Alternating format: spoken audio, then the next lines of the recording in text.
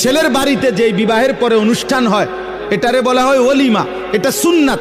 রাসূলুল্লাহ সাল্লাল্লাহু আলাইহি সাল্লাম বলছেন ওলিমার দাওয়াত যে ফিরায় দেয়, প্রত্যাখ্যান করে, সে আমি রসুলকে প্রত্যাখ্যান করে। এত গুরুত্ব দিচ্ছেন এই দাওয়াতটার প্রতি, মানে এটা যাওয়া উচিত। কিন্তু সেই ক্ষেত্রেও ফুকাহায়ে কেরামের মাসআলা হলো, যদি কেউ জানে কোনো অলিমার অনুষ্ঠানে গান হবে, বাদ্য হবে, বেহায়াপনা হবে, আর আহিয়াতের মধ্যে আছে কিনা এটা বলে, সেখানে প্রকৃত বিবেকবান ইমানদার মুত্তাকি কোনো ব্যক্তির জন্য যাওয়া নিষেধ। সেখানে আপনি বুঝেন না? হ্যাঁ, হাইয়েস্ট একটার মধ্যে 14 জন বহাই দিছে, বেড়া বেড়ি, কোনার বেড়ি কোনার ছাসি কার জেডি কার কিতারে বইলাইছে, বইলাও যে যেন্দে জায়গা পাও, 3টা রাখছি গাড়ি, হ্যাঁ গাড়ি 3টা আছে, যেন্দে যে যেমনে পাও বইলাও। ওমা কার লগে কে বইলাইলো?